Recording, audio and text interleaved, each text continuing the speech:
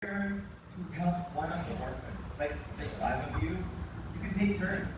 Makati And po then if you ang divide, slowly bandang talk to them about Jesus, singit their ni gospel. Curly. You don't have to adopt. But Kaya there's so much lalagyan children that natin need siya ng help. ointment. You could foster, but there's only 1,000 Yan, dito po banda. children in the whole country out of Ito po nilagay ko muna. That's official. Yan. In the Philippines, there's a lot of unofficial Yan. fostering.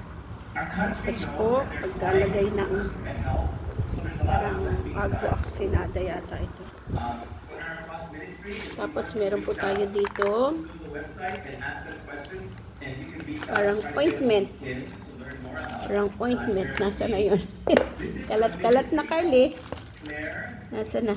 She does. Ang ating ointment. This is her QR. Tere, If you wanna learn more about what she does, malapit na maubos. this is Devin Baguio. Please, sure, Ilalagay po natin dito sa kanyang Makati. Oy, mapula o. Kawawa naman, di makatulog, hindi kamot ng kamot. Kaya lagyan po natin ay naubos na po yung aking betadine. Kaya ito na lang muna.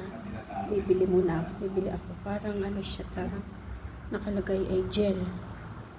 Parang gel po siya. Ano ba yan? Hindi natin makita. Anyway, parang gel. Ito po. Gel. Yan, gel. Yan, Comiosin gel. Medyo mahal po ito eh. Yan. So, i-apply po natin dito. O, sige po muna. Ta-applyan ko muna siya ng gel.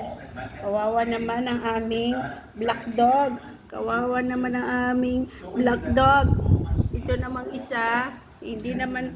Ay! Okay, bye!